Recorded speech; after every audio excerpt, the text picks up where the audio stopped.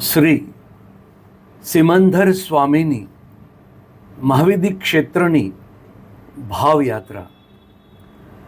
શ્રમણ ભગવાન મહાવીર સ્વામી મોક્ષમાં પધાર્યા તે સાથે ભરત ક્ષેત્રના સમવસરણની શોભા લઈ ગયા. ભરત ક્ષેત્રમાં અરિહંત પ્રભુનો વિરહ પડ્યો. સંઘની રખેવાળી કરતા ગુરુ ગૌતમ ગણધર પણ મોક્ષે સિધાવી ગયા. જંબુ સ્વામી પણ કેવળ જ્ઞાનને લઈને ચાલ્યા ગયા. તે સાથે અવધિ જ્ઞાન, મનઃપર્યવ જ્ઞાન, 14 પૂર્વનું જ્ઞાન વગેરે વિશિષ્ટ લબ્ધિનો વિરહ પડ્યો. ભરત ભૂમિમાં અજ્ઞાન અંધકાર છવાઈ ગયો. હે નાથ, હે વીર, હવે હું ક્યાં જાઉં? કોની પાસે જઈને મારી વિતક વાતો કરી હૈયા વરાળને શાંત કરું?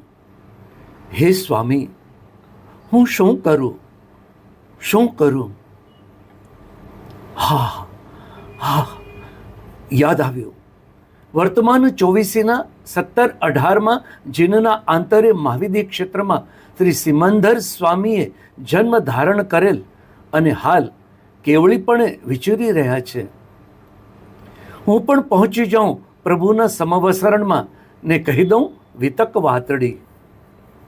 સિમંદર સ્વામી, મહાવિધિ ક્ષેત્ર આપ ઘણા દૂર છો, ઘણું અંતર છે. છતાંય નાથ, એક સાહસ આજે ખેડી રહ્યો છું. નાથ, મને નિરાશ ન કરશો સ્વામી. મારા આદરેલા પુરુષાર્થને આપ સફળ બનાવજો. ધસમસ કરતી શ્રદ્ધા ગાડી નવકાર મંત્રના એરપોર્ટ ઉપર પહોંચી ગઈ. પુરુષાર્થ રૂપી વિમાનમાં અમે સૌ બેસી ગયા. ફર ફર ફર કરતું વિમાન આગળ વધતું હતું. માર્ગમાં આવતા સિદ્ધાચલજીના આદેશ્વર દાદાને ભેટી લીધા. નમો જીણાણમ. દાદા, ઘણી ખમ્મા હોજો માતા મરુદેવાના નંદને. ત્યાંથી આગળ જતા ગિરનારની ગિરિછાયામાં બાળ બ્રહ્મચારી નેમિનાથ દાદાને ભેટ્યા. નમો જીણાણમ. દાદા, ઘણી ખમ્મા હોજો શિવાદેવીના નંદને. ત્યાંથી આગળ જતા આબુ દેલવાડા રાણકપુરના દાદાને ભેટી લીધા. નમો જીણાણમ. ત્યાંથી આગળ વધતા ભરત ક્ષેત્રમાં મધ્યખંડમાં આવ્યા. ગંગા નદીને પાર કરીને ભરત ક્ષેત્રમાં છઠ્ઠા ખંડમાં થઈને વૈતાઢ્યની પૂર્વ બાજુમાં સિદ્ધાયતનની યાત્રા કરી. નમો જીણાણમ. ત્યાંથી ભરત ક્ષેત્રમાં 5મા ખંડ ભણી આગળ વધ્યા. નીચે દૃષ્ટિ કરતા તો પરસેવો છૂટી ગયો. શે પાર ઉતરશું? સિમંદર ભગવાનને કેવી રીતે ભેટશું? અધો કેટલી નદીઓ, સરોવરો, પર્વતો, ક્ષેત્રો.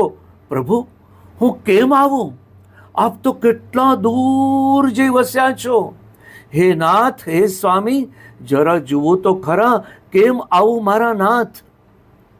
પ્રભુ, ક્યાં રહ્યું મારું ભરત ક્ષેત્ર અને ક્યાં પુષ્પ કલાવતી વિજય? ના, ગભરાઈશ તો નહીં જ સ્વામી. લઘુ અને મહા હિમવંત જેવા તોતિંગ ડુંગરોને પણ હું વટાવી દઈશ. હિમવંત અને હરિવર્ષ ક્ષેત્ર પરથી પસાર થઈને મારું દિવ્ય વિમાન મેરુ પર્વતની તળેટીમાં ભદ્રશાલ વનમાં આવી પહોંચ્યું. ત્યાંના 4 ચૈત્યોને મારી ભાવભરી વંદના. નમો જીણાણમ. હજુ તો પંથ વિકટ છે, શું કરું? કરુણાના અવતાર દાદા સિમંદર સ્વામી પરમાત્માને મારી યાચના હું કરું તો સાંભળો દાદા.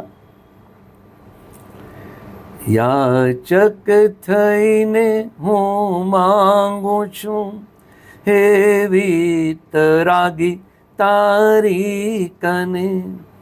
મહાવિદેહ ક્ષેત્રમાં જાવું મારે શ્રી સિમંદર સ્વામી કને.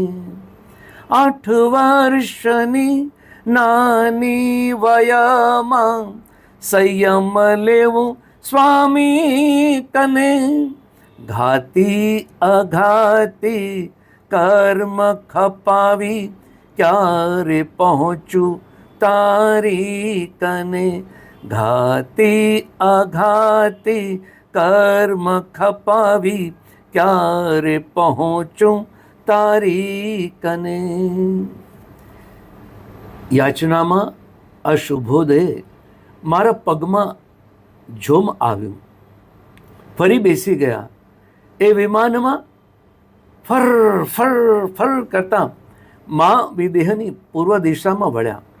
તેમાં સીતા નદીના ડાબા તટે રહેલા 7 વિજયો, 4 વક્ષસ્કાર પર્વતો, 3 નદીઓ પસાર કરીને 8મી પુષ્પકલાવતી વિજયમાં પુંડરીક કેણી નગરીમાં આવી ઊભા.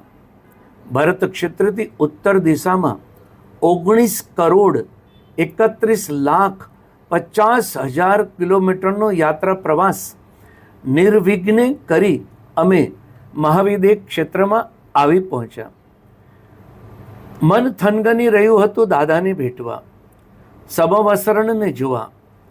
મારા મનના મનોરથ પૂર્ણ થયા. મેં નજરે નિહાળ્યા મારા નાથને. આહા હા હા હા હા, શું વિશાળ કાયા, 500 ધનુષની દેહડી. તેમની પાસે હું તો કીડી જેવો લાગુ છું. મારા અરિહંત પરમાત્મા કેવા સમવસરણમાં શોભે છે. 4 નિકાયના દેવો ગોળ, ક્યારેક ચોરસ સમવસરણની રચના કરે છે. તેમાં પ્રથમ વાયુ કુમારના દેવો ભક્તિ યોગથી વાયુ વિકુરવીને યોજન પ્રમાણ ભૂમિમાંથી કાંટા કાંકરા દૂર કરીને ભૂમિ શુદ્ધ કરે છે. મેઘ કુમારના દેવો રજ સાફ કરવા સુગંધી જળ વૃષ્ટિ કરે છે. વ્યંતર દેવો સુવર્ણ રત્ન મણિથી શિલાથી પૃથ્વીને જડે છે. પંચવર્ણી સુગંધી પુષ્પોની જાનું પ્રમાણ વૃષ્ટિ કરે છે. ભવનપતિ દેવો મધ્યમાં મણિપીઠ કરી ચારે બાજુ સોનાના કાંગરાવાળો 10,000 પગથિયાથી યુક્ત રત્નના કાંગરાવાળો સોનાનો ગઢ બનાવે છે. તેની મધ્યમાં વૈમાનિક દેવો 5,000 પગથિયાવાળો મણિ માણેકના કાંગરાવાળો રત્નનો ગઢ રચે છે.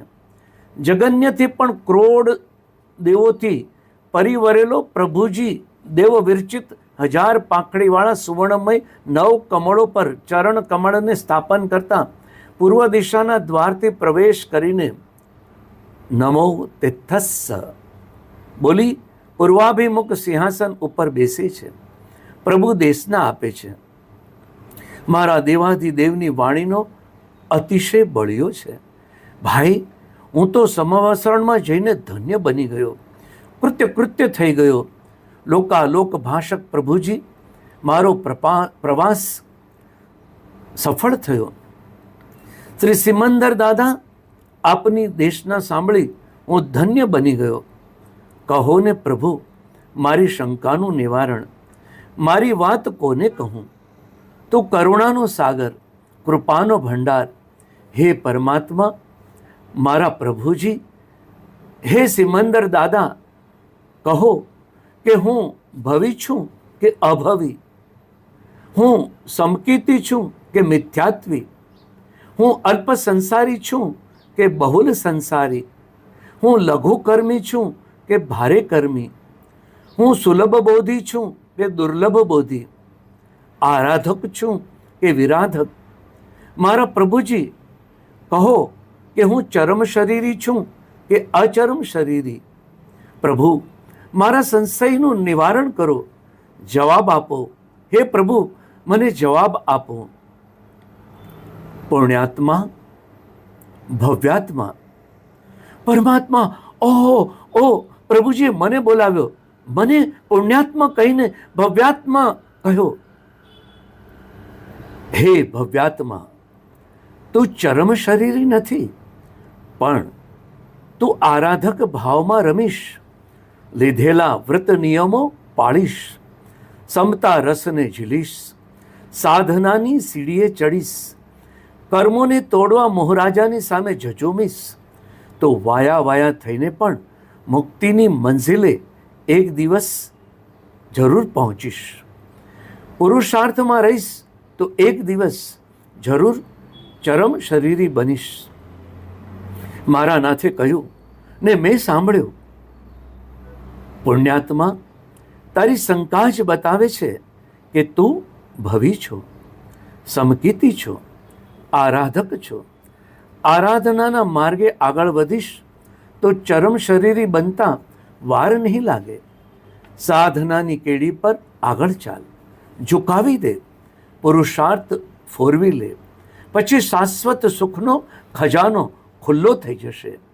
મોક્ષ તારી પાસે જ છે.